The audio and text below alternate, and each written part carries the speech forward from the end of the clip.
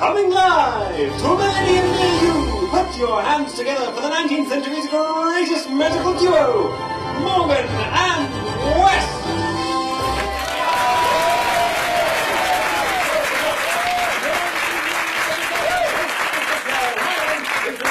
I'm the best together we are, Morgan and West magician, time travellers, and all-round spiffing chaps. And we begin this evening with a very quick trick. Very quick. A trick, in fact, using this bottle and this glass and these two tubes. Now, the trick itself is a simple one. To begin, I simply cover the bottle with a tube like so, and then I cover the glass with a tube like so.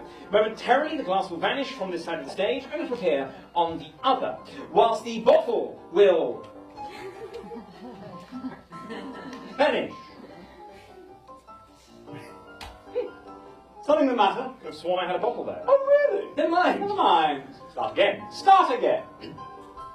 Time for a very quick trick. Very quick. A trick using this bottle And this glass and these two tubes. Now, the trick itself is a simple one. To begin, I simply cover the bottle with a tube like so, and then I cover the glass with a tube like so. Momentarily, the glass will vanish from this side of the stage, and it will appear on the other, whilst the bottle will vanish.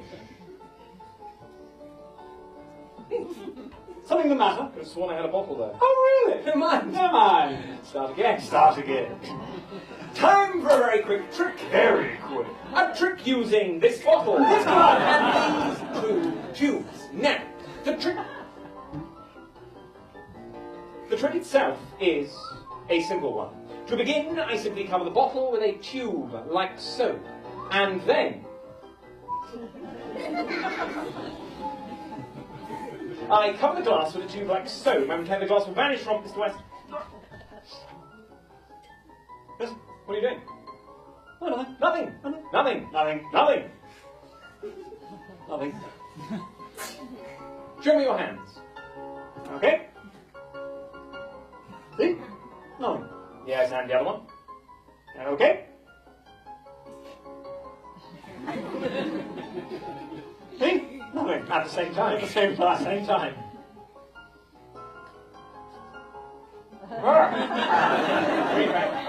Goodness sake. Goodness. Trying to do a very quick trick. Okay, fine. Put it there. Okay, fine. Happy. Well, Start again. Start again.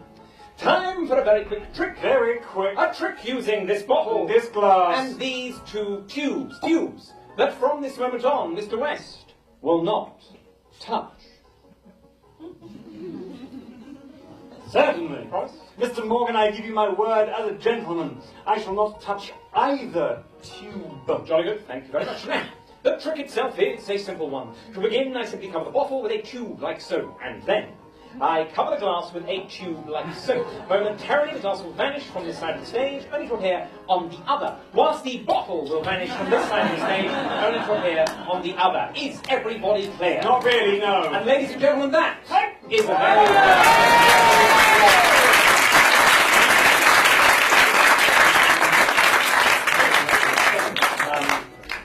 Sorry, not quite enough time to sort myself out with everything going on. Sorry. With you in sorry, terribly unprofessional. I'll be with you in a tick. Just a moment, sorry. Oh, yes, there we are.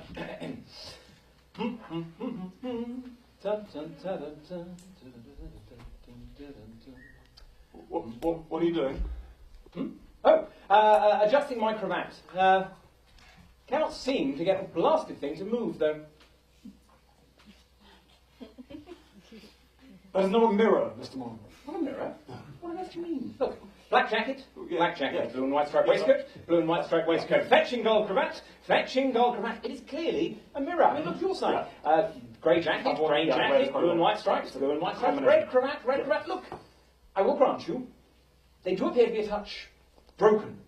And the owl? I'm not holding an owl. No. Must have, flapped off. Flapped off. Yes, you know. Back to Hogwarts. Back to Hogwarts. On the old Hogwarts Express. Choo choo. No, the owls don't take the Hogwarts What if Express. they have their own carriage? The whole point if of it all being the owls owls as were well. flat at once. Why are we talking about owls? Please no. Do the next bit. Okay. Magic is all about doing the impossible. The problem with the impossible is that it is. Impossible? But when we, as magicians, say we are doing the impossible, what we mean is we are making the impossible seem to occur. When you get right down to it, what we do for a living is pretending to do things that we cannot really do. In front of an audience of people that knows we cannot really do that, but is willing to pretend we can. Magic exists only in the mind of the spectator. All we aim to do is give you the gift of a moment of impossibility. Tonight, we give that gift specifically to you, sir. What's your name? Neil. Neil, join me on the stage. A round of applause for Neil.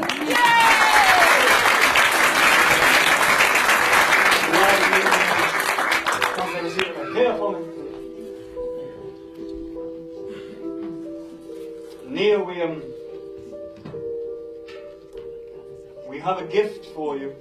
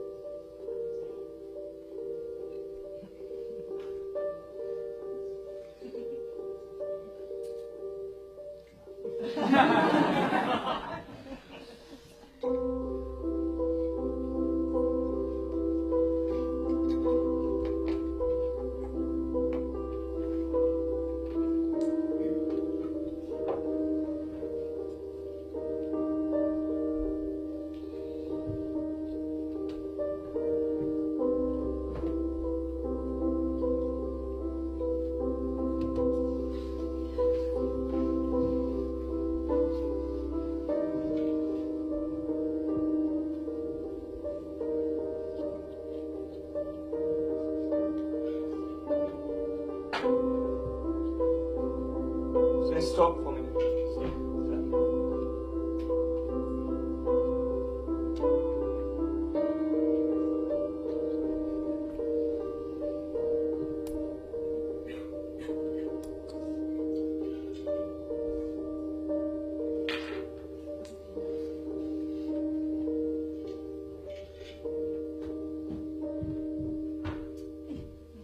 Put your signature on that line then.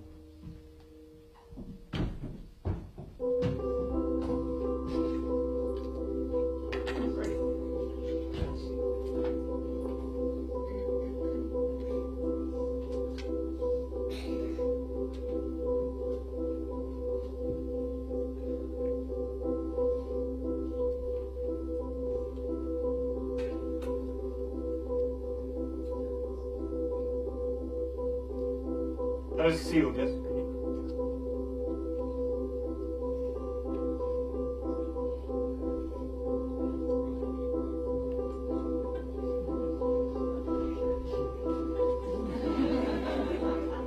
Watch closely.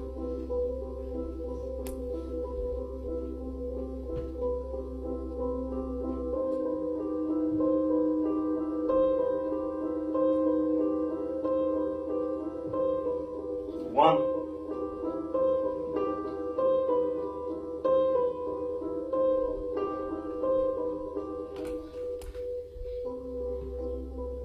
Two.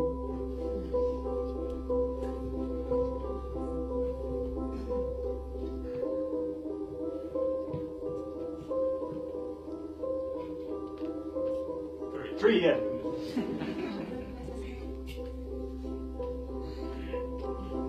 Four. Ready? 1, 2, 3. Neil, join me a moment.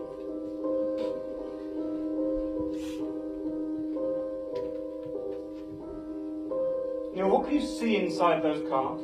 In that jar, Robert. I can see the pack of cards. A pack of cards, yeah. You can take the lid off the jar for me. You can see that pack is sealed, yes, there is that sticker holding it closed. Correct? Just take the cards from the jar for me. No? No, because the cards themselves are wider than the opening in the neck of the jar. You came to the stage and took a card, yes? Yes. And put your signature on that card. Yes. And your card and every other card went back inside the box, and the box was sealed. Yes. And I took a scalpel and cut a window into the face of the box so the entire audience could see your signed cards staring out at them. Neil, we promised you a moment of impossibility. Is that your signed card? Yes, it is. Yes. That's for you to keep. A round of applause for Neil!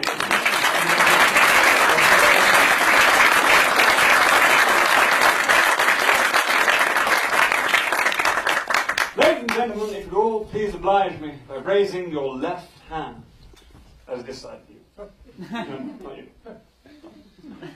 And repeating after me. I do solemnly swear. I do solemnly swear. To not be annoyed when I realise. To not be annoyed when I realise. That this oath is a shameless ruse. That this oath is a shameless ruse. To see who in the audience is wearing a ring. To see who in the audience is wearing a ring. Bless you for finishing that. Yes, indeed. You see, as magicians, we do occasionally need to borrow objects from people with which to do our magic. Otherwise, what we're doing is little more than, well, very peculiar interpretive dance. Madam, a little further back. Here you are wearing a ring, yes? Yes, looking around, madam. You are wearing a ring, yes? Yes, Does- it's my wedding. It's a ring. Does it come with relative ease? Your name? Shaheen. Shaheen, would you join us? Ladies and gentlemen, a big round of applause for Shaheen.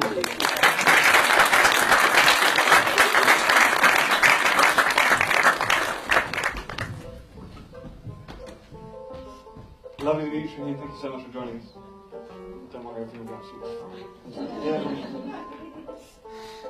Shaheen, I will take the ring from you just for a moment. An unscrewing motion.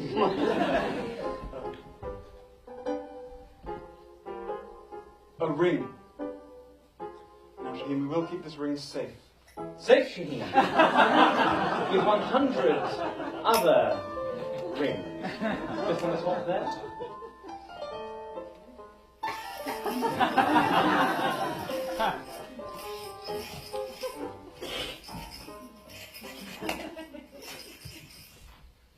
And now in the middle. A ribbon. Shaheen, this is a cue. Take the ribbon.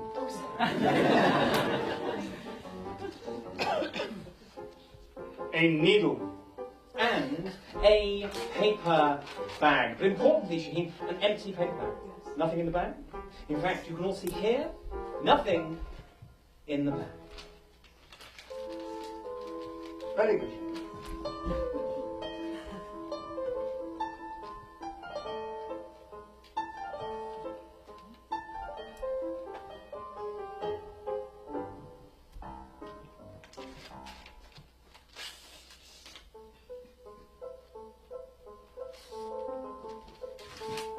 Shaheen, nothing in the bag but the ribbon, and nothing on the ribbon but the bag. Happy? Yes. See here.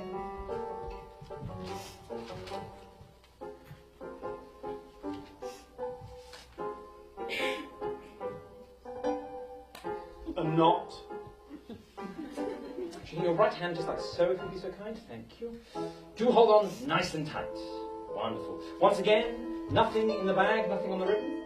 Wonderful. I'm going to count to 3 and say the word pull. When I count to 3 and say the word pull, I would like you to pull that way very, very sharply indeed. A brief recap, that will be 1, 2, 3, pull, and then you pull. But not that.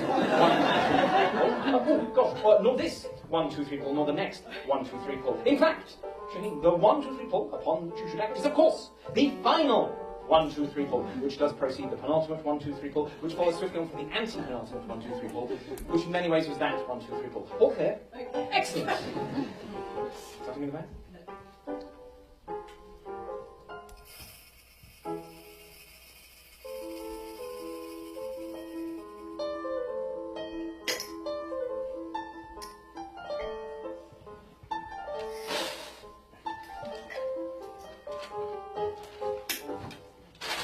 1, 2, 3, pull! Is that your ring? It is. Yes? Then you can keep the ring.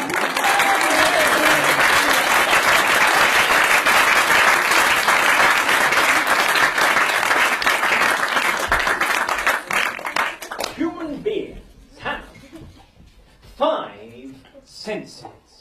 Ophthalmoception. Our sense of sight, Audioception. our sense of hearing, Olfacoception. our sense of smell, Tactioception. our sense of touch, Gusteoception. our sense of taste. Now, it's with these 5 senses, Equilibrioception. our sense of balance, 6 senses, Thermoreception. our sense of temperature, 7 Proprioception. our sense of oneself, our Chronoception. sense of time, Nociception. yes, our sense of pain, enough, thank you. Human beings have 21. 21 senses. But tonight, for the sake of brevity, we shall examine only the 5 most well known. For this examination, I require a committee of 5 to join us upon the stage. First of the committee, I would like to invite the gentleman on the end of the road here, if you'd be so kind, sir. If you would make your way down to the stage, ladies and gentlemen, a big round of applause as we make this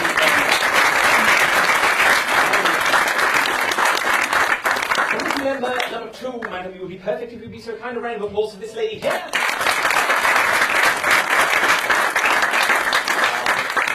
And then committee member number 3, the gentleman here, if you'd be so kind. A round of applause for this gentleman. Number 4, you sir, if you'd be so kind as well. A round of applause for number 4 here. Last but by no means least, I do prefer to have the innocence of youth upon one's committee. As a result, madam, would you be so kind as to join us on the stage? Marvellous, a round of applause for this young lady. You will note before you we now have 5 members of our committee, and as we've established, there are of course 5 cardinal senses.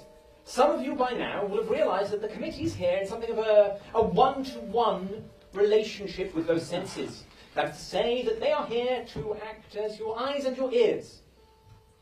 And to a lesser extent, I do suppose, your noses, your fingers, and your tongues. More importantly, they are here to ensure that everything is above board, precisely as you see it. Should they detect the faintest whiff of foul play, I would ask that they, as one, exclaim, "Hark! Foul play!" Yes, we can practice later. That is fine. Committee, I have for you a card for each of you which details your role in our little experiment. For you, that's for you, madam, for you, sir, and last but by no means least, starting with the young lady, would you please read your card loudly and clearly to the room? You can put your name in there. That's your name. Mia, good, carry on.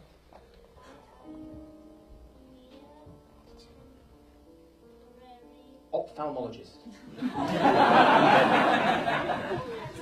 Educational and entertainment. And I will be testing Mr. Morgan's sense of sight. Perfectly done. Thank you very much indeed, Nick. I'm sure the rest of the committee will forgive the audience if they do not applaud everyone's reading. Sir, if you'd be so kind. I am Matt, temporary audiologist, and I will be testing Mr. Morgan's sense of hearing. A pleasure, Matt. Madam? I am Tonya, temporary olfactologist, and I will be testing Mr. Morgan's sense of smell. Delighted, Tonya. Matt, sir? I'm David, temporary tachyologist, and I will be testing Mr. Morgan's sense of touch. A pleasure, David. And finally, I'm Anthony, temporary gastrologist, and I will be testing Mr. Morgan's sense of taste. thank you, Anthony. Mia, we'll begin with you. Join the other hand. I'll take the card. Wonderful. Now, Mia, I hold in my hand 50 blank cards. In a moment, I want you to reach over and lift off some of the cards like that, and hold them out pointing towards Mr. Morgan like so. Understand? And when you do this, Mia, try to take more than about 10. But also, try to leave me with more than about 10, so you take somewhere in the middle. Otherwise, this is quite easy for Mr. Morgan. So lift some more. And just hold them out, stick them out like that. This is a test of sight. Begin. Oh, just if you could tip them forward. Yes, marvellous, thank you. Right, yes, got it. 22 cards.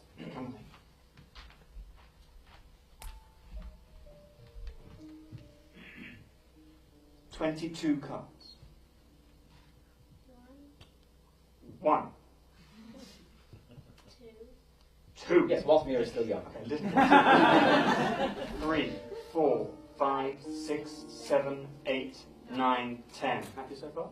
Good. 11, 12, 13, 14, 15, 16, 17, 18, 19, 20. Happy so far? 21. 22 cards exactly. I said the problem yes.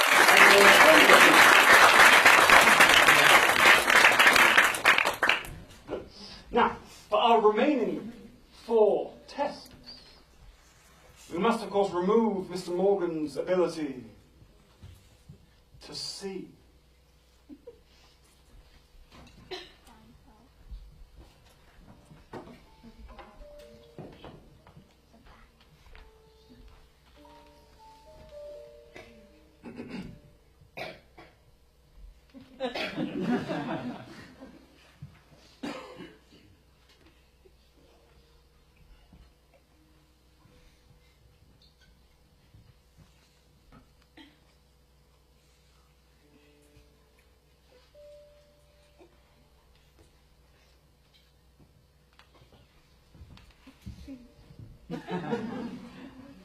So anyone else join me over here? I'll take the card from you, sir. Ah. This is a test of hearing. So repeat after me. How can a clam How can a clam cram cram into a clean into a clean cream can? cream can? How can a clam cram into a clean cream can? How can a clam cram into a clean cream can? Very good, sir. Very good indeed. Thank you very much. I do apologise about the complexity of the tongue twister. However, I do assure you of its necessity.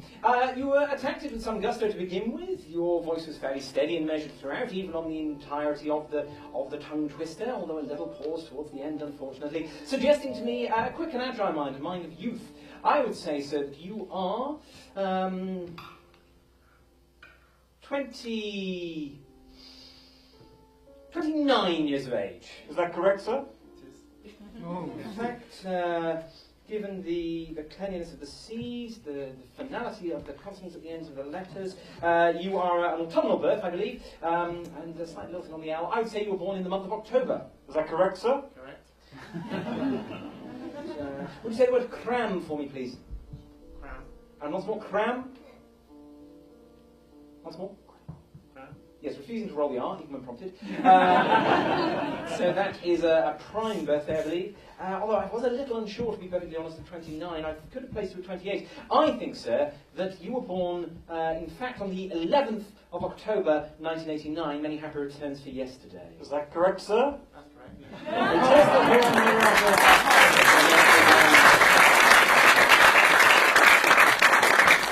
Now for our remaining 3 tests, we must of course remove Mr. Morgan's ability to hear.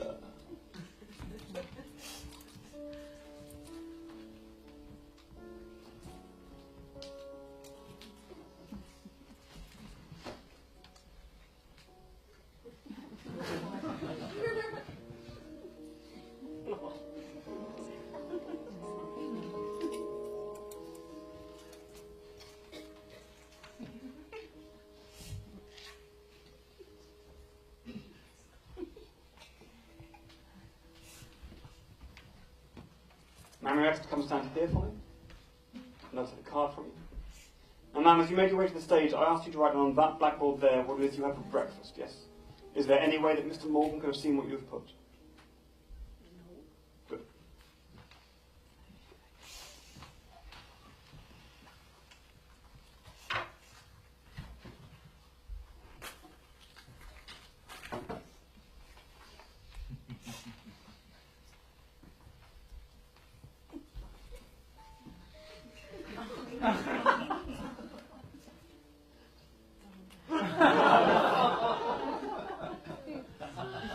And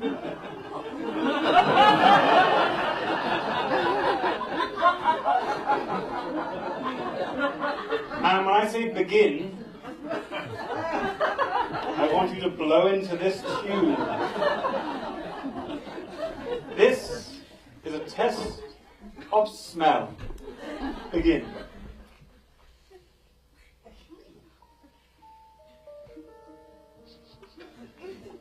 Yes, once more, please. I believe that is lunch.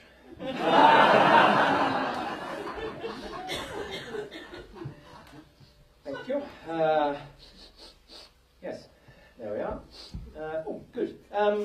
A simple breakfast, I feel. Very little in the way of sugars, no fructose, perhaps a little lactose, certainly no sucrose, and yeast. Not in terms of carbon, not toasted,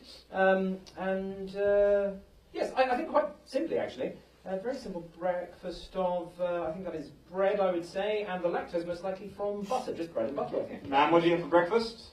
Bread and butter. Bread and butter. A test of smell.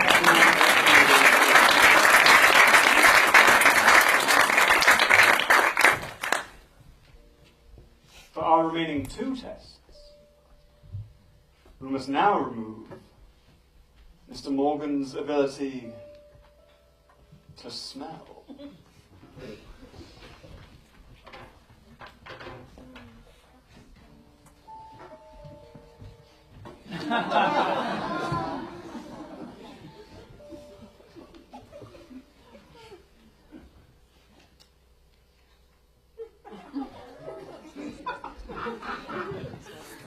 So your next, join me just here.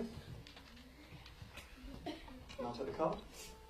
You hold this palm thusly.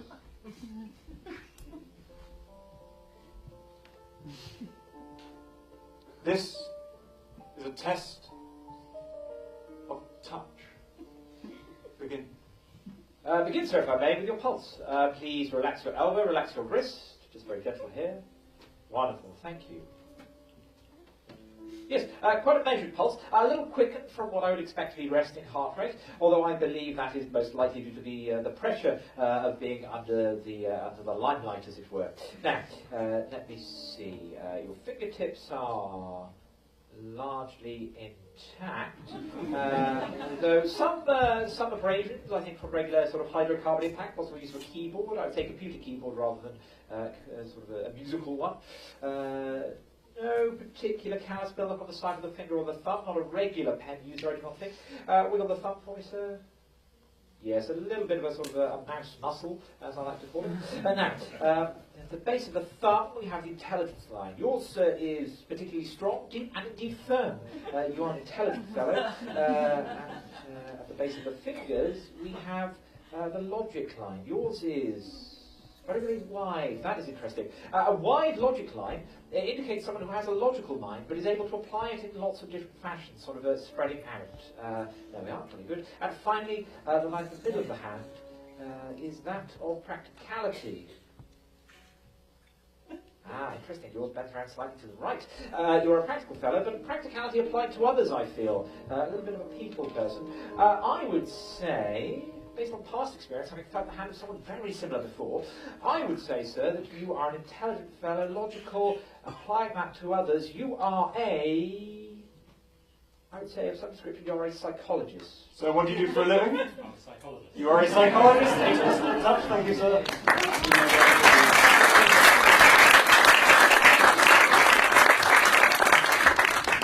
For our final test, we must now remove Mr. Morgan's ability to touch.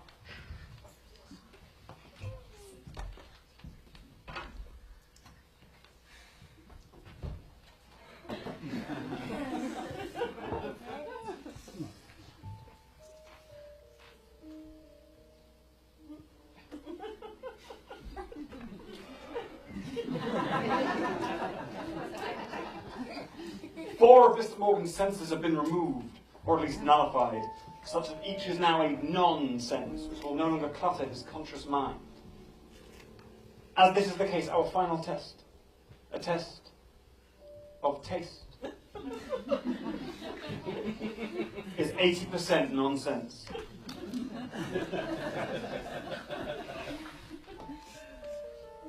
Join me, please. And so as you made your way to the stage, I asked you to take from your pocket a £5 note, yes?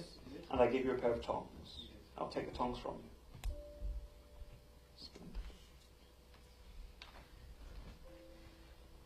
And the note.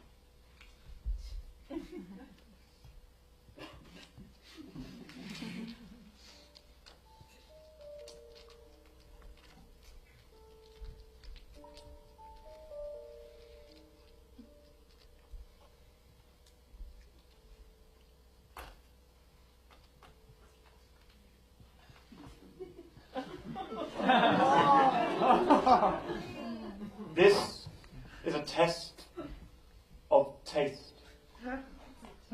Begin.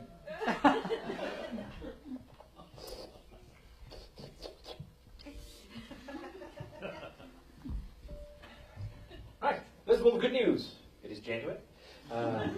So back to Finland, I believe, although one really would not expect to find a note from Scotland this far south of the border. More importantly, though, I think I can have a go at the serial number. Let me see. Not sort of slightly diagonally selecting lines, like a crossbar. A. More diagonals. M. Backwards S. 2. 1. Again. 2. 5. 2. 1. 6. Terminating, I believe, in A4. AM21252164. So is that the serial number on this £5 note? Sorry about the split, sir. A test of taste.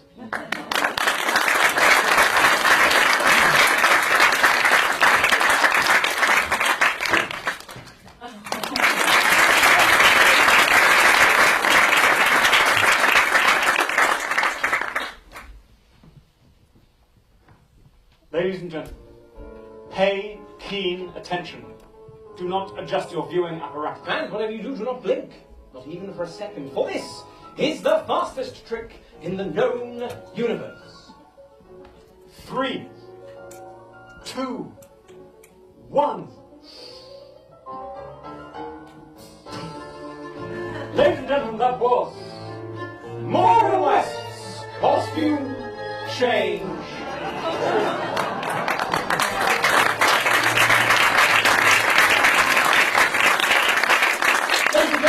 Rapidly approaching the interval, but before the interval there will of course be one more trick. But before the one more trick, before the interval, we have some instructions for you, for something we'd like you to do during the interval, which itself comes after the one more trick before the interval. Yes, indeed. So, during the interval, after the one more trick before the interval itself, you will note over here, at the foot of the stage, there is a stool resting upon it, some pieces of paper, some pencils, and a glass jar.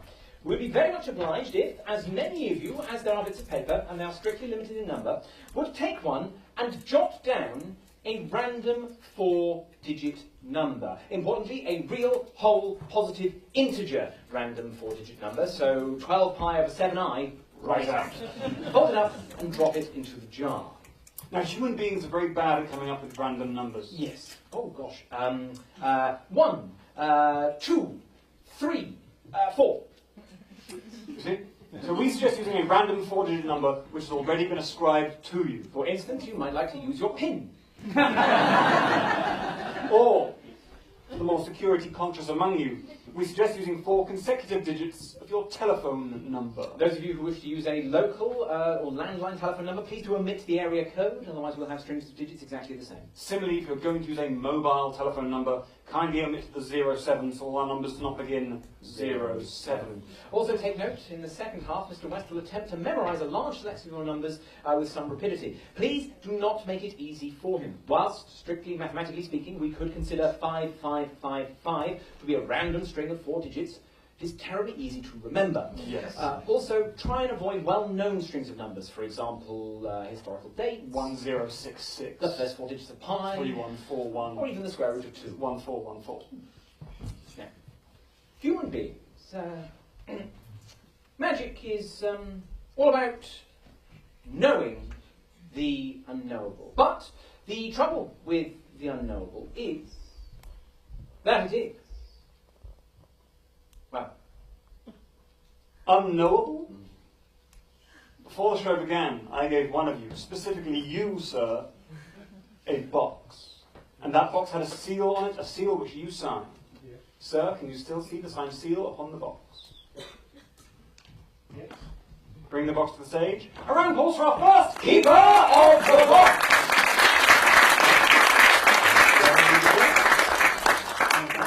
Here, nice to meet you, sir. How do you do? Just here, please, if you would be so kind. Now, I'm sorry to say, sir, that your time with us as keeper of the box may be short-lived. That is to say, that you are a known quantity. Mr. West gave you, and specifically you, sir, that box before the show began. I did. Correct. And in order to prove my knowledge of the unknowable, I cannot know who our final keeper of the box is going to be. To that end, we're going to give you, the audience, 30 seconds, during which time a piece of music will play. During which piece of music anyone may come to the stage and take possession of the box. If you do so, you will remain as the new keeper of the box, and the current keeper of the box will go back to his or her or their seat. As many people may do this as they wish, and whoever is holding the box, when the music stops, will be our final keeper of the box. Think of it as pass the parcel with a shifty frame of reference.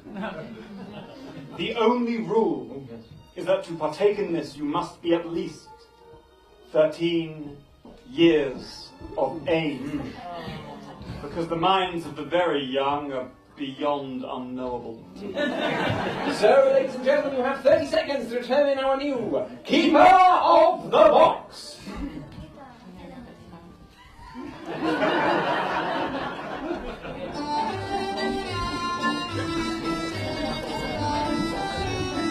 Breakfast panel, Charles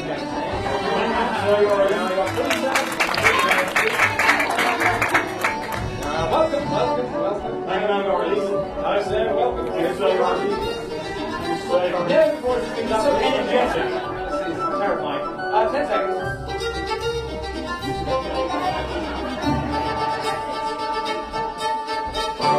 Time's up. Yes, indeed. Ladies and gentlemen, a round of applause for our final keeper.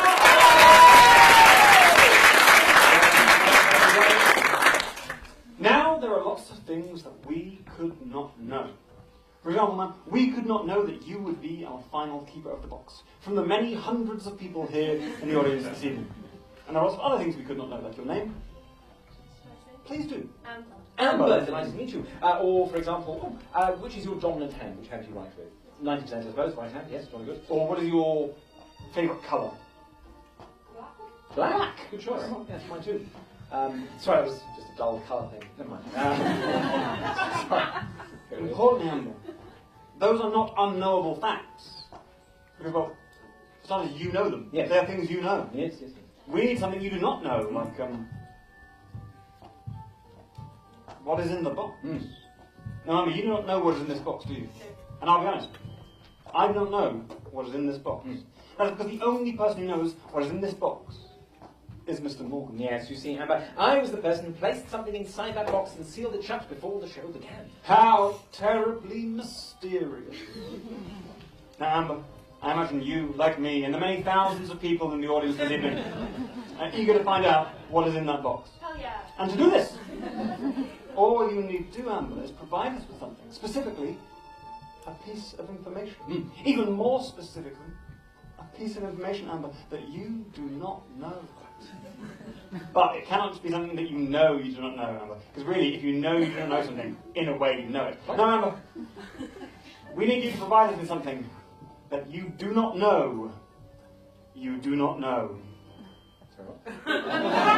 We have wrestled with this philosophical conundrum on your behalf, and will be assisting you in your search by providing you with all 1,700 pages and 240,000 words that make up the most recent publication of that most long-serving and oftentimes overlooked of tomes, the Oxford English Dictionary.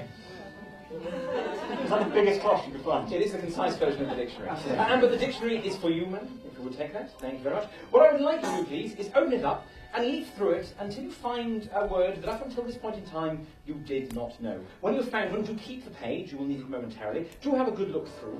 If that should be a difficult task for you, should you have a particularly wide-ranging vocabulary, do feel free to settle upon a word that, although you are aware of, you do not use on a regular basis.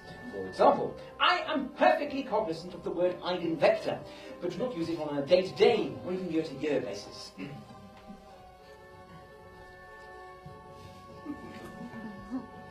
Do you have a word? Yes. Are you happy with the word you've found? What is that word? Gazillion. Gazillion. Would you please spell the word gazillion? G. G. A. A. Z. Z. I. I. L. L. L. I. I. O. N. Gazillion. G-A-Z-I-L-L-I-O-N. Would you please give us the dictionary definition of the word gazillion? A very large number or quantity. A very large number or quantity. Finally, and would you please use the word gazillion in a sentence? Gazillion is spelled G-A-Z-I-L-L-I-O-N. Yes, perfectly done. I would have gone with, at this moment in time, I was unaware of the word gazillion, but that is just as good, frankly, so very well done there. Amber, Yes. you have provided us with something that you did not know, So now we can find out what is in the box. Yes, indeed. You see, before the show began, I placed something inside that box and sealed it shut. Something amazing, something astonishing, something truly unknowable. And now that you are here with us and have provided us with the word gazillion, we shall open the box and find out what is inside. And inside this box is another box. Another box, yes indeed, a box within a box. Who would have thought that I, Mr. Morgan, would place a box within a box? Truly amazing, truly astonishing, truly, thank you, truly unknowable. However, inside this box we shall find. Yes, come. Inside this box, we find another box. Another box, yes indeed, a box within a box within a box. Who would have thought that I, Mr. Morgan, would place a box within a box within a box? Truly amazing, truly astonishing, truly unknowable. Box number... No, it's good. Box number 3, however, I mean, contain.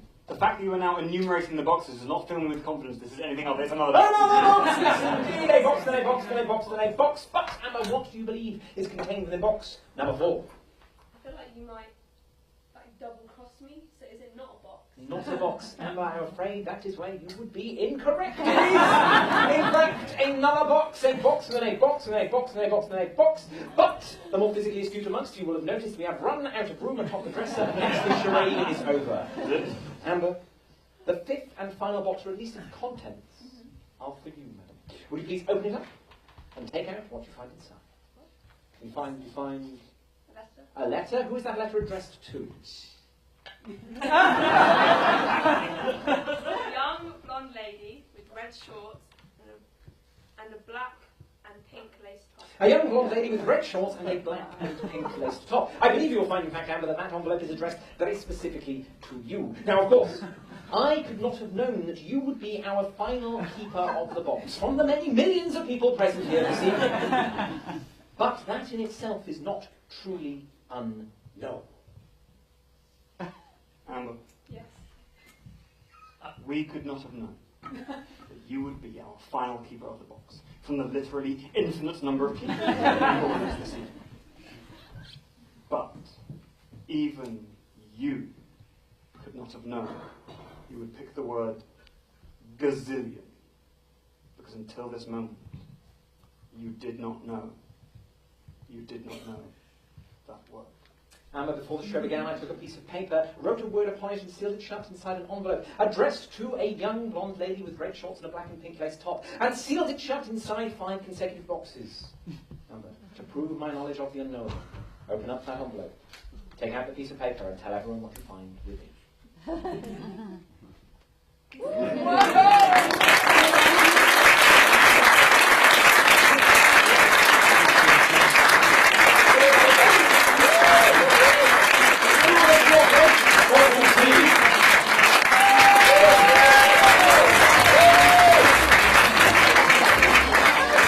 Please welcome back to the stage Morgan and West.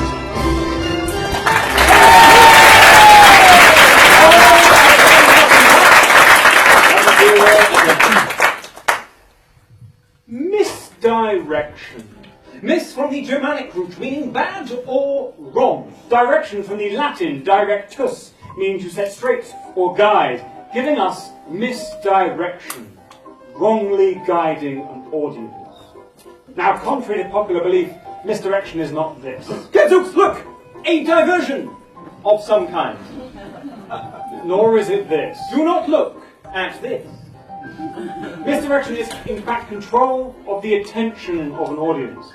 Covert action is always done with objects you are simply not looking at. Not because you cannot see them, but simply because you are not paying attention to them. As such, you will only see what you expect to. Or, in this case, you will only see what you expect to. See, you. Ha. There are, of course, numerous ways of controlling the attention of an audience. For example, saying something, Check. or making a noise, or some sort of exaggerated gesture, or the introduction of a logical inconsistency, such as the fact that Mr. Morgan's pen is a carrot. Yeah. As is my own. But Mr. Morgan's is not.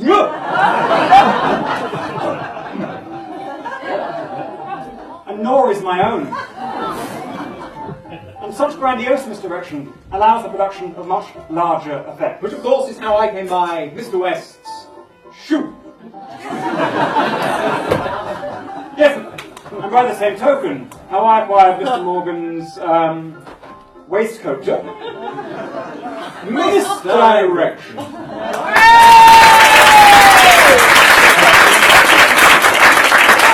Ladies and gentlemen, I give you one plan, one magician, one show-stopping Mr. Morgan. trick. I've decided not to do the bag trick this evening. Right. One. Sorry, what? I've decided not to do the bag trick. It's demeaning. You can't just decide not to do the bag trick. I think I just did.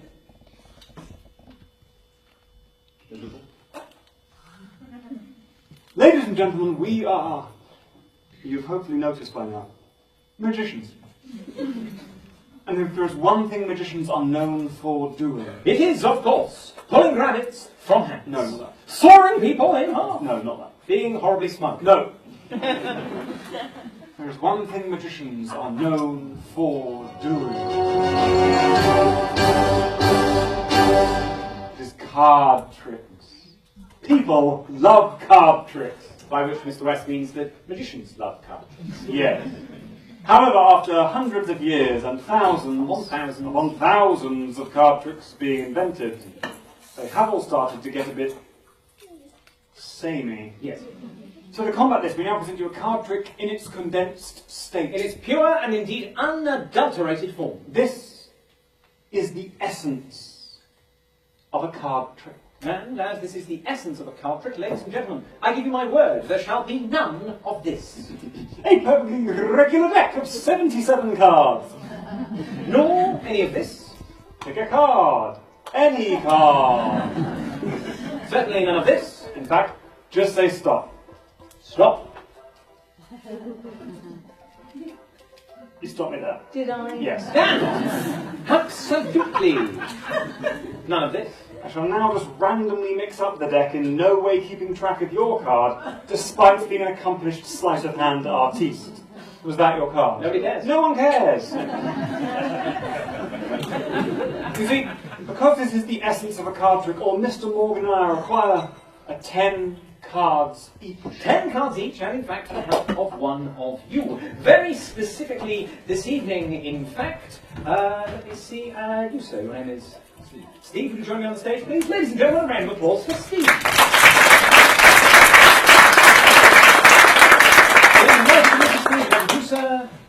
Just here, please. Thank you. Now, Steve, Mr. Morgan and I each have 10 cards. But do not take our word for it. No. Your left hand like so. And your right hand as well, please. Marvellous. 1, 2, 3, 4, 5, 6, 7, 8, 9, 10. 10 cards each. Thank you, Steve. Now, Steve, you will in fact note that all of my cards are black, and all of my cards are red. Steve, all I would like you to do, please, is to think of any one of my black cards. Do you have a card in mind? Marvellous. Now watch very closely, Steve. As we neither cut, nor shuffle, nor muck about with the cards in any way, watch as we do no funny moves.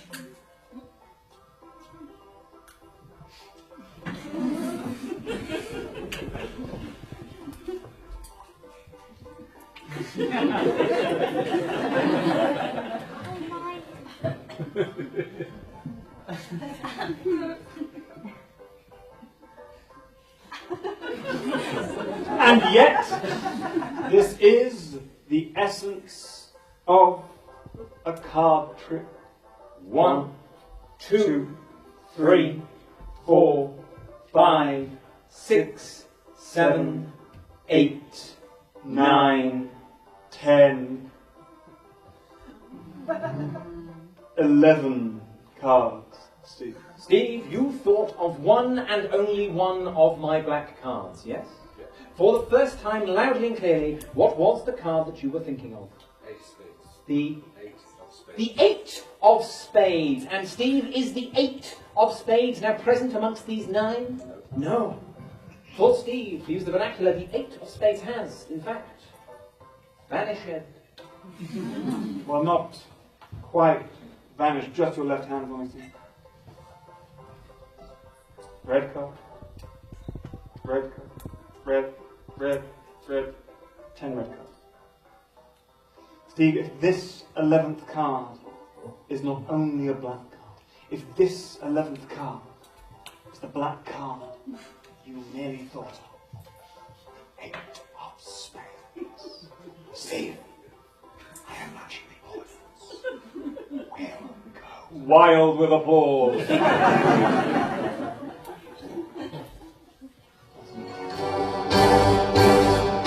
Is that the 8 of spades? It is indeed.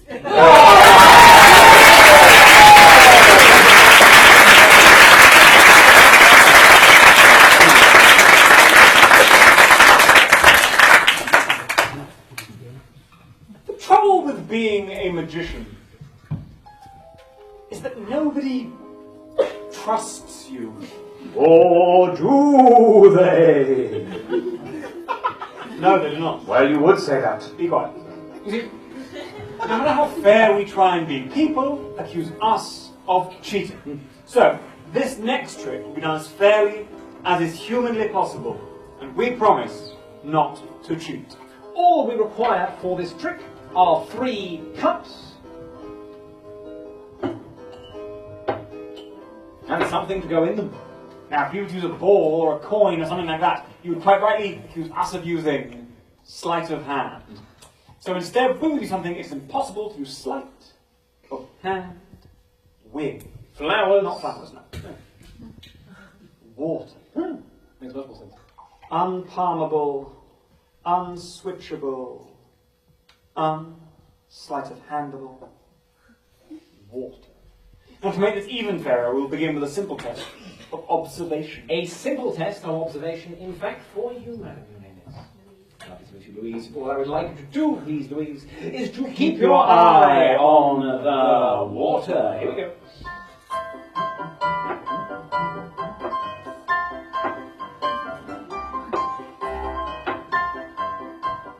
And so, Louise, a very simple question for you, madam. Where do you believe the water to be? Is it in the left cup, the middle cup, or the right cup? Left, middle, or right? Left cup, perfectly done, the left cup. Of course, from our point of view, this is the left cup, which is empty and you are wrong. Ha! Now, having said Louise gone for the middle cup, that also would have been empty, you also would have been wrong. You really should have gone for the right cup, which in this case is both positionally and semantically the right cup. But at least that was totally fair. No, that was not at all fair. What was unfair about that? For a start, Louise said the left cup, and then you showed her the right cup. No, I showed her the left cup. No, you showed her the right cup. There's a very easy way of telling. L for left, No, left hand, Mr. West, left. I'm sure that we are all familiar with the principles of L for left. But you see, from Louise's point of view, L for left is in fact the other side. This is my trick where I don't care a jot about Louise's point of view. I'm so sorry. No. Do that. Do that. Again. Madam Strokes, your name is? Lydia. Lovely to meet you, Lydia. What I would like to do, please, is to keep your eye on the water. Here we go.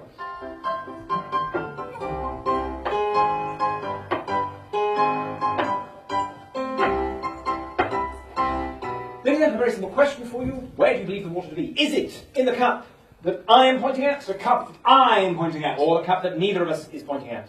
Neither. The cup that neither of us is pointing at. Precisely. Of course, now this one, which is empty, you are wrong here. Now, had you gone for the cup that Mr. Morgan was pointing at, that also would have been empty, you also would have been wrong. You really should have gone for the cup that I was pointing at, which is where we'll find the water.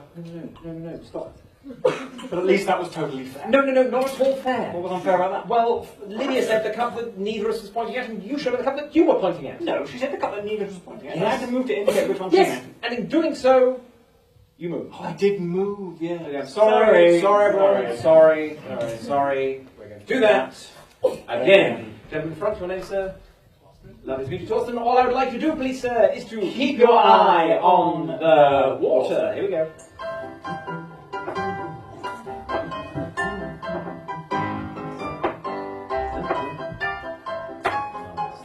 Torsten. I have an idea. Should label the cups. Oh, jolly good. Not simple, just label the cups. Excellent. So cup number 1. Cup number 1. Cup number 2. Largely redundant. And cup number 3. Almost entirely redundant. And so, Torsten, where do you believe the water to be, sir? 1, 2, or 3? 2. No. Would you like to try again, sir? 3 then. Still no. No. Would you like one more go? Well then you're Number 1. Cup number 1. Jolly good. Getting somewhere now. Now, cup number 1 is the middle cup, which I think you'll find, Torsten, is empty, and you are wrong. Now, had you gone for cup number 2, that would have been the left cup, which we have agreed is this cup No, here. that is Also not the empty, left cup. also wrong. No, you really should have gone for cup number 3, the right cup, which in this case, Torsten, is both positionally and semantically the right cup. What are you doing? But at least that was totally fair. No, once again, that was not at all fair. No, well, for a start, I did not know about... Did anyone, in fact, know about the labels inside the labels? No. Well, I heavily implied them. They were heavily implicit. Implicit or not, compound labelling against the rules. Do it again. Fine. We'll do it. Okay, sorry. Let me see. Gentleman here in the glasses, your name, sir? Martin. Martin, all I'd like to do, please, is to keep your eye on the... You get the idea.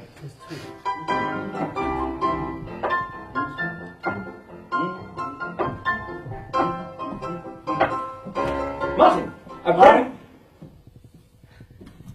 Apparently this was confusing. Apparently having labels within labels was too much for some. I'm sorry. So, to make it simple, ignore this one. We'll just use the numbers. Just the numbers. Just the numbers. Promise? I give you my word, we'll just the numbers. use Just the numbers. Martin, just the numbers. We have his word. So, we've got 1, 1 and 2. 2. And 3. Martin, where do you believe the water to be? 1, 2, or 3?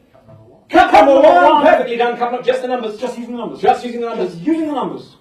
That's cup number 4 minus 3. What? Arithmetically totaling 1, which is this one here, which is empty, and you are wrong. No! Had you gone for cup 6 divided by 2, that also would have been empty. You also would have been Divided wrong. by? You would have gone. Why did you bring division into this? 1 plus 1, cup number 2, which is where we'll find the water.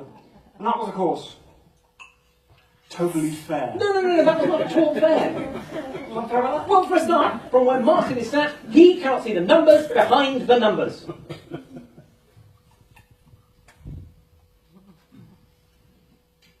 We chose to sit there. Not a thing.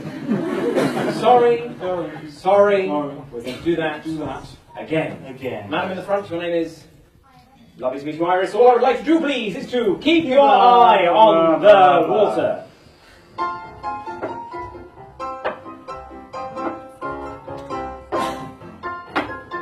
I have an idea. Yes?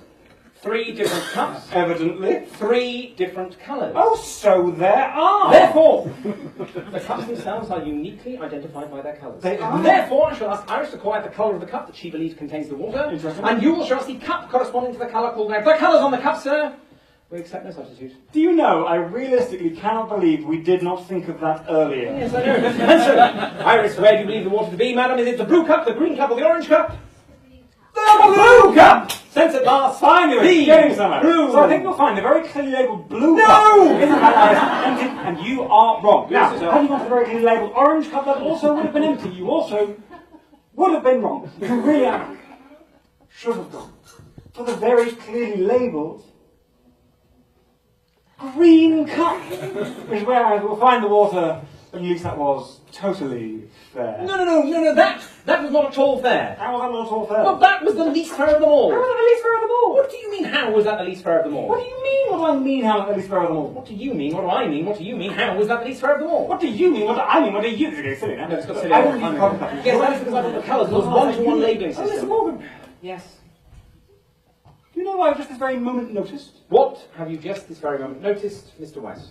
Well, as well as each cup being very clearly labelled with a coloured label upon the cup, Yes. the cups themselves are coloured. So they are. In fact, the three colours of the cups correspond to the colours that are labelled on the cups. But each cup is not labelled with the corresponding coloured label for the colour of the cup. And in fact, each cup's label corresponds to the colour of a different cup. I just noticed that. You only just noticed that. Yeah. You are essentially evil.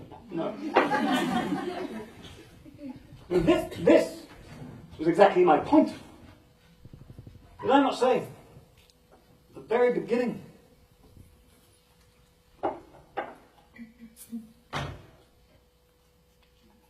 Nobody trusts magicians.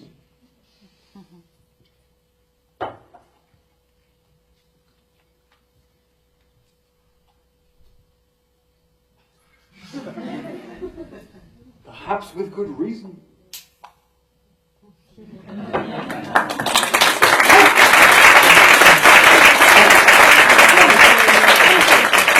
Ladies and gentlemen, one bag, one magician, one show stopping. No, we're not doing the bag trick. It's all right, slip it in there. We need to slip it in there. In the round of applause. I would notice if we started doing the bag trick. I would have. Magicians have trouble with permanence. Honestly, they are always struggling with it. Constantly. You see, lest you see through the cracks in our deception, so often that which is done, Will be undone. anything that disappears, Will reappear. anything that is broken, Will reform. anything that goes up. Must, of course, come down. Put simply, for every moment of illusion, there is an equal and opposite moment of disillusion. Newton's third law of thermodynamic. This is a trick with 3 rings. Yes, indeed. One of these rings is for you, madam. Your name is Al. Now it is for you. And the second ring is for you, asking for the box. What was your name? Martin. Martin. It was Martin and Al. I believe. Al. Al, Martin, I'd like you to take a moment to check they are simply solid metal rings. At this point, the mathematically astute amongst you will have noticed that I need 2 rings. As because the third ring is here. Hello. This is either a clever commentary on the magician's role betwixt effect and audience, Or as a direct result of having left a third ring at a prior engagement and having yet to replace it. Alan, if you join us on the stage, everyone give a huge round of applause.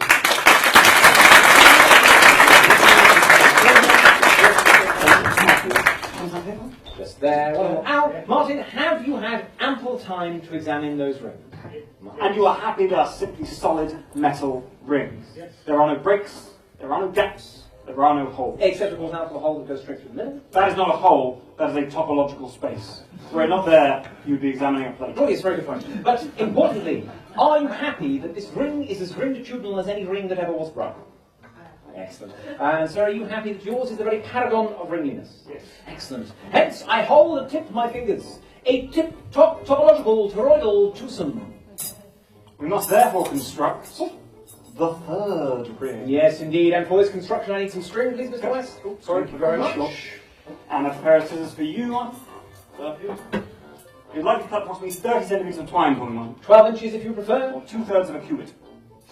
Your measurement system of choice. Marvellous. Scissors from you. And we will use this twine to tie a knot tightly upon Mr. Morgan's thumb. Just around there. So the first thing I'd like is a single knot as tight as you can upon my thumb, sir. Nice and tight. Yes. Oh, yes. Hello. Good. And I'll lend a finger and tie another knot securely on top of that one. Another, just securing- a simple knot again on that, tight as you can. Really Pull, pull, pull, pull, pull, pull. There we are. Jolly good. And you'll have those Mr. Morgan's thumb is encircled? Yes. And those knots are tight and secure? Yeah. Wonderful. Yes. Second thumb and therefore second set of knots are for you. So once again, nice and tight on top. Tight as you can. You cannot do any tighter than that. You can try. Yes, you can try. I'm not on that one. There we are. Tight again. Yes, that's Quite alright, Al, you're not going to hurt me. Yeah. You have Miss Morgan's thumbs in a circle? And your knots tight and secure? One little housekeeping. Perfect, there we are. And Martin, you can check out his handiwork all the way around, yes? Yes. Time secure. Yes, happy with that? Marvelous. I'll take just a step backwards, please, madam. Be careful there. Perfect. Wonderful. Now watch very closely as these two rings of solid metal pass through that ring of solid meat. 3, 2, 1. Check his thumbs. Check my thumbs. Still tight and secure. All the way around. Martin check his thumbs. Martin check. Still tight and secure. All the way around, yes? Yes. So you're drawing in the middle. Now, Martin, I'll hand you back your ring. One hand there. One. In a moment, I'm going to say the word lift. When I say the word lift, I'd like each of you to lift your ring in the air, and at the same moment, Mr. Morgan will pull his thumbs backwards, once again passing this ring of solid meat through these rings of solid metal, returning everything to the state in which we began. Importantly, you tied Mr. Morgan's thumbs together. You are happy they're not so tight and secure. Yeah. You can see his thumbs having a horrible shade of colour. Yes.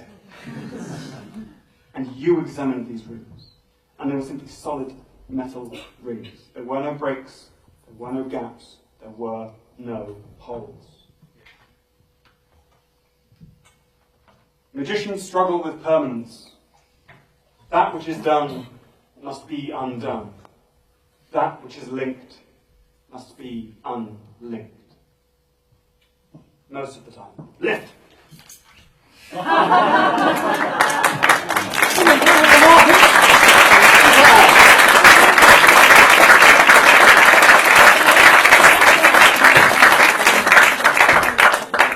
Yes, whenever you are ready. Oh yeah.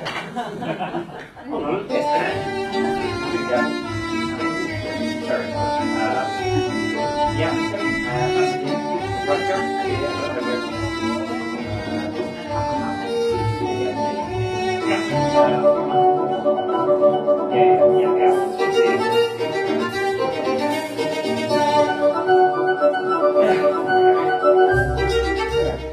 Ladies and gentlemen, I give you one bag, one magician. No. In that case, we have reached the point of the show where Mr. West and I have something of a confession to make. Yes. You see, before we became the dashing, daring duo of deception, Morgan and West, you've come to know and love over the course of the evening. Oh. We were, in fact, scientists. Yes. And as a result, we did a lot of maths. Started doing maths just socially, you know. Adding up the bill at a restaurant or some long division at a party with friends. I never imagined I'd end up doing the hard stuff. Mr. West and I can quit whenever we like. We do not need maths. Oh. But we would like to share our addiction with you. Now, Mr. West is to blindfold himself. During the interval, of course, many of you will have written numbers on the bits of paper, fold them up, and pop them inside the jar, which have been left on plain view throughout the show. I do need the help of one of you for the segment. Al, you did such a marvellous job. Could you join me again, just briefly, please? Ladies and gentlemen, once more around the applause. Just by the chalkboard, you'll find a piece of chalk there. What is going to happen is I'm going to reach into the jar, take out numbers that people have written down, and call them out. All I would like to do, please, is to fill in the grid, one digit per box, left to right, top to bottom, just like a maths exercise book at school. The most important thing, though, is that as I am calling them out, as you are jotting them down, please do not say them out loud or even under your breath. This goes for everyone in this room. Mr. West will hear these numbers once, and only once, and he will never see them. Understood? Wonderful. Al, are you ready? Mr. West, are you ready? Yes. 3, 2, 1. Are you counting down, or are those the numbers? Sorry, okay. Well, that's not Sorry, my fault, sorry. Sorry. I'm ready. Mr. West, you ready? Then here we go. Tiny writing. 7, 9, 5, 2, 5, 5, 6, 3, 5, 8, 3, 2. 4 digits rather than just the number 4, so never mind. Ignore that one. Thank you for trying, whoever that was. 3, 0, 6, 0, 2, 0, 4, 7, 4, 4, 3, 6, 8, 1, 0, 9, 5, 5, 8, 9, 6, 1, 4, 7, and finally 2, 7, 5, 4. Well done. A round of applause for Andrew. Thank you very much. Please take note, as at this point in proceedings, after hearing the numbers once and only once, Mr. West receives a single sheet of paper.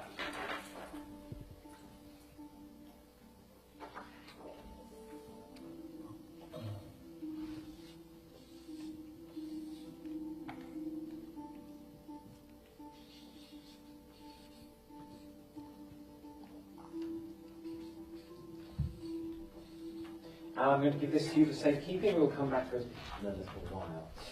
Mr. West has heard these numbers once and only once. As a demonstration of memory, I ask him to repeat the sequence that you all generated for him this evening. 7, 9, 5, 2, 5, 5, 6, 3, 5, 8, 3, 2, 3, 0, 6, 0, 2, 0, 4, 7, 4, 4, 3, 6, 8, 1, 0, 9, 5, 5, 8, 9, 6, 1, 4, 7, 2, 7, 5, 4.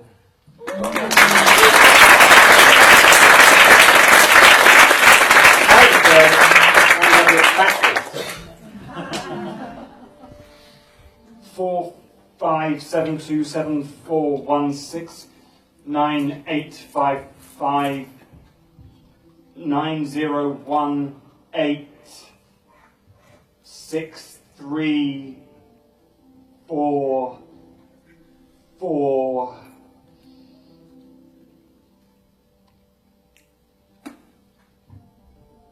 7,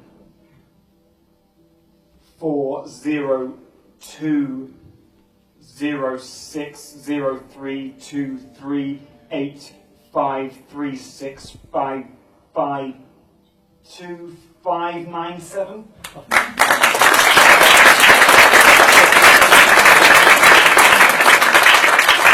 Whilst we've actually demonstrated Mr. West's memory, we promised you a demonstration of mathematics. For this, we need people to corroborate what is happening on stage. Sadly, very few people do bring a calculator to the theatre of an evening. But thankfully, many people do bring a smart telephone with calculator function thereupon.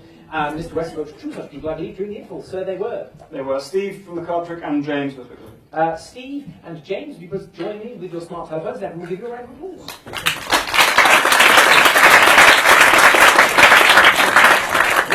Steve, delighted to see you again, sir. thank you very much again. Just on that side of the rug, and you must be James, therefore. So nice to meet you, sir, just on this side of the rug here. James, as a warm-up, would you please choose a row? 1, 2, 3, 4, or 5?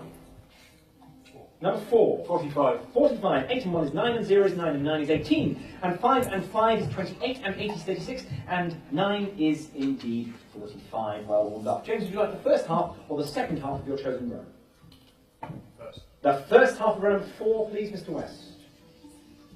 8109. 8109. Gentlemen, open up your calculator applications, turn them to scientific mode if needs be. Just leave me a little bit more room. Thank you very much. Not as thin as you think. So, what I would like to do, please, is to clear your calculators and then take the square root of 8109. Take the square root of 8109. To check that you've both got the same thing. Mr. West is going to attempt to square root 8109 in his head. When he has done this, he will call out digits. Hopefully they will be on the square root. If he is correct with the digits he is calling out, please do very loudly and clearly say yes, so that everyone knows he is correct. Of course, should he be incorrect, do feel free to very loudly and clearly say no, as I find that much more amusing. Of course, should you wish to play along at home, do feel free to use your own smartphones, calculators, log tables, slide rules, abacai, pen and paper, well-trained mind. Go for it. Mr. West, we've had enough time. The square root of 8109, please. Okay, so it begins with 90. 90. Loud and clear, gentlemen. Yes. You can 90 squared is 8,100. Point 0. Loud and clear. Yes. You can join 4. Yes. Yes. 9. Yes. 9. Yes. 8. Yes.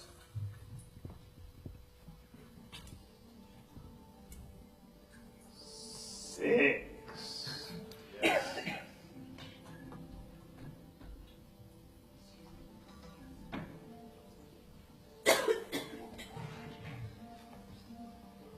8. No. 1. Yes. And another 1. Yes. And then an 8. Yes. How many digits have you got left? 5. 5. You did pick the iPhone. I did. And I just said 118. That was the last thing I said, did? Yes. So, another 8. Yes.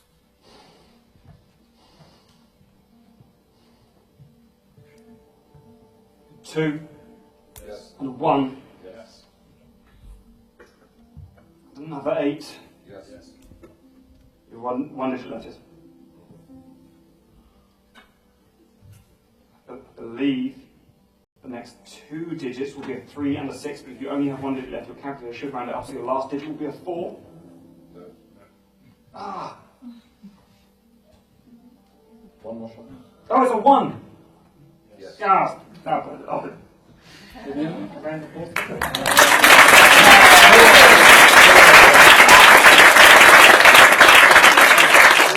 Steve, would you like to stay with row number 4, or would you like to move down to row number 5? Number 5, first half, second half?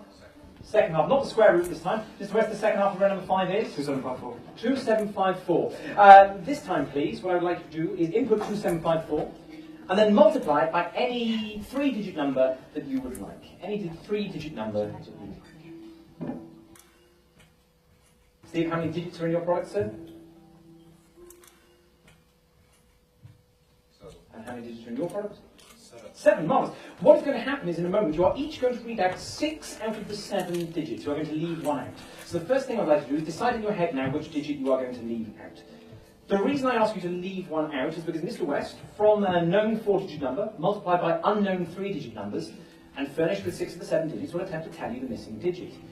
However, to make this more difficult for him, you can read out your 6 out of 7 in any order that you would like. So it can be front to back, back to front, outside in, inside out, alternating, anything you would like. Importantly, you leave 1 and only 1 out. Understood? Yes? Happy with that? Also, to make it even harder, we're going to alternate. So Steve, we're going to start with you, then we'll go to Yusuf for your first digit, and so on and so forth, until you both read out 6 of yourself. Happy? You look terribly confused. Happy with what's going to happen? I'm worried. So, Mr. West, are you ready? Yes.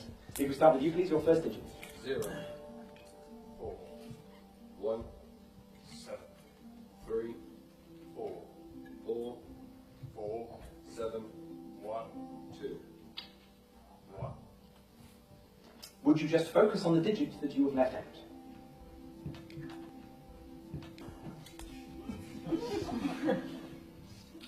Do we begin with Steve? Yes.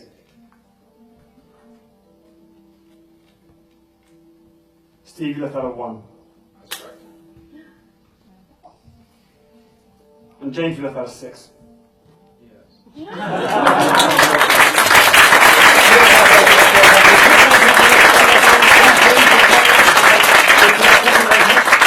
I would like to do, please, is finally treat this grid of numbers as if it were 5 very long numbers. For example, the first number would be, Mr. West?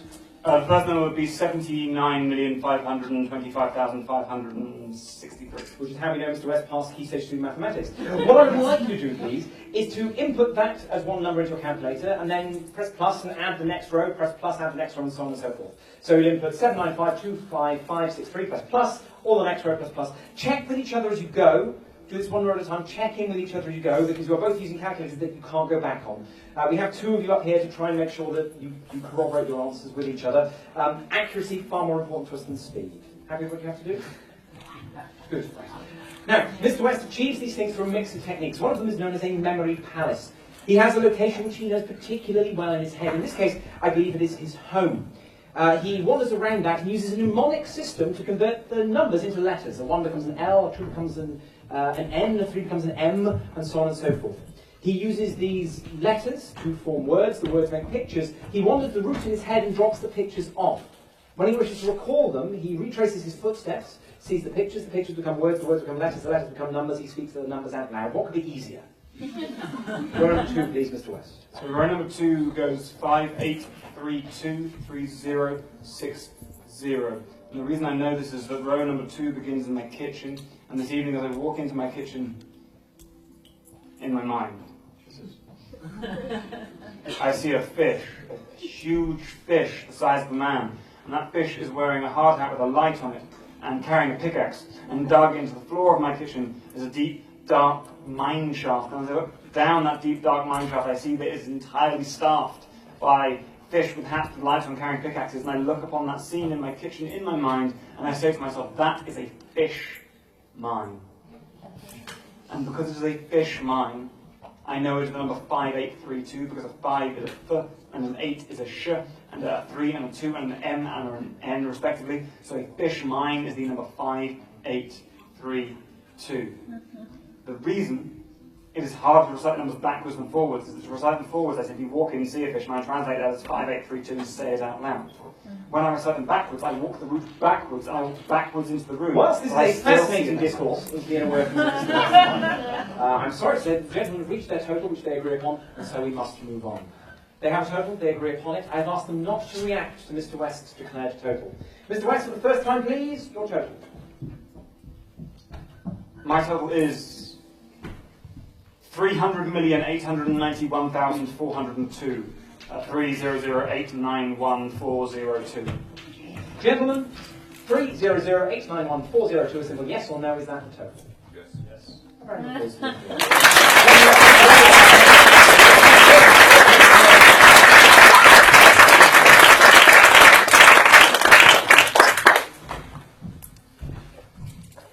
I heard those numbers once, and only once. And you will recall that the first thing I did upon hearing those numbers, the one and only time I heard them, was write something on a piece of card and put into this envelope and give it to Al. The first thing I did upon hearing those numbers, the one and only time I heard them, was write 300,891,402. enjoyed it just as much as we've enjoyed performing it for you. If you'd like to know more about us and the work that we do, please go to our website, www.morganandwest.co.uk, where you can learn about the shows that we do and how to follow us on Facebook and Twitter and YouTube and Instagram. Or in the street in real life. And so, ladies and gentlemen, before we go, we have for you one more trick. I present to you one bag, one magician, one show-stopping trick!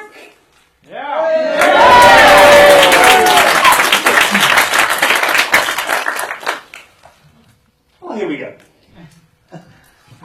Magic is peculiar as an art form because you do not want the audience to experience everything. Whereas the singer wants every note, tone, and indeed tremolo to carry with crystal clarity throughout the theatre. And the dancer would like everyone to pay keen attention to their pas de deux, or il flottant.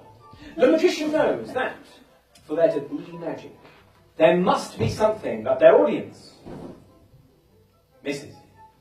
Which is why we are proud to present to you tonight the miraculous escape of Mr. West in the back. Here we go. On him. Line of all. Ready and waiting.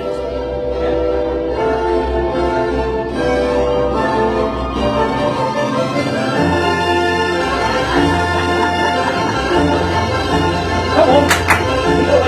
In the back. In the back. And here we go.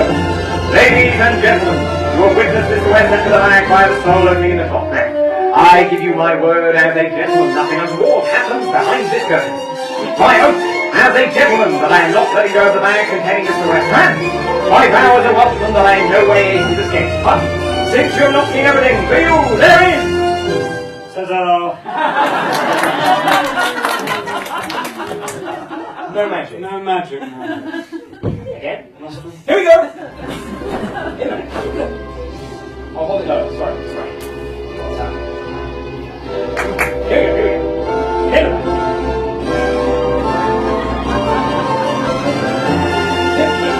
And here we go. Whilst it is plain to see that I cannot show you the exact moment of Mr. West's escape, nor can I hide from the entire event. And should you see the wrong thing entirely, then, once again, for you, there is... No magic. No magic.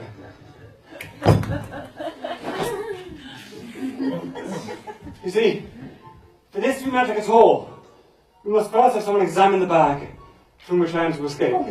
And for this we need someone brave and someone clever. Oh, and somebody preferably less than 4 foot tall. Ma'am, your name? Lyra, delighted to meet you. Lyra, do you have an accompanying adult with you? So remind me of your name? Martin. Lyra, would you please join me on the stage? Ladies and gentlemen, a big round of applause for Martin and Lyra. And Martin, you came with one that's not meant to go to that side. This is Martin. Sometimes behind Lyra. Now Lyra, it's your task to take this bag is completely inescapable. Or at least Lyra, as inescapable as cotton can be. Now before we do this, there are 3 questions I have to ask you. Question the first. Are you afraid of the dark? Good. Question the second. Are you claustrophobic? Okay. So, would you be scared if you found yourself in a small space, such as, for example, a bag? Good. Question the third. Are you a professional escapologist? That would have helped, actually, but that's fine. Larry, you're going to check the bag's inescapable. To do this, I'm going to put you inside the bag. But I'm not going to hold it closed around you. I'll just pull it over your head so you can stand inside it and look at the inside. Now, Larry, if at any point you do feel anxious or nervous or want to get out of the bag, just remember the safe word is gazillion. Yes. Should you have any difficulty with the safe word, just think, gosh, there is a lot of space in this bag. And it'll be right on the tip of your tongue. So I'm going to pull back over your head. And now you're inside the bag. Look around for any openings, any holes, any doors, any windows, any crevices, any crevasses, anything of the sort. Are there any levers, any pulleys, any ropes, any pulls, any buttons, any press, any buttons, any undo, any stick, any pick, any press, unwind? Are there any port holes, any port towels, any port colour sign, even any port keys? Lara, are there any person-sized holes in that bag? Laura, are there any Mr. West-size holes in that bag? Lara, are you happy? Oh, good. Who here can truly say the same thing? But are you satisfied that the only way in or out of that bag is the hole at the bottom through which you entered? Good. I'm going to pull the bag off your head. I'll try not to grab your hair as I do it. Lara, you've done a spectacular job and can return to your seats to thunderous applause!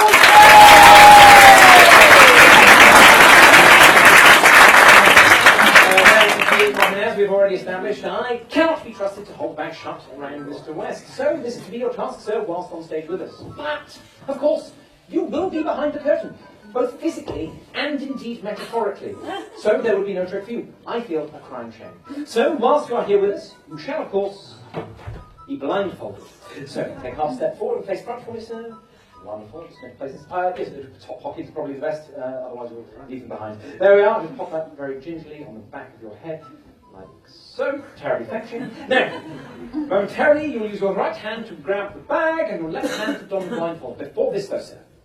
Right hand on heart.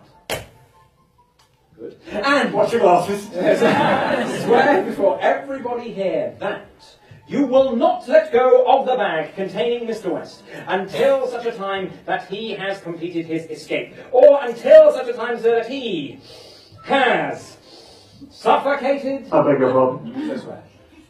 Marvellous. Your right hand grasps the bag. That is your left. There. Yes, right hand. There we go. Yes, and left hand on the blindfold. And so, ladies and gentlemen, for the final time this evening, here we go. Ladies and gentlemen, Mr. West is a magician, and as such, he is about to effect his escape. And it is, of course, in this escape that we are proud to present to you tonight the miraculous escape of Mr. West.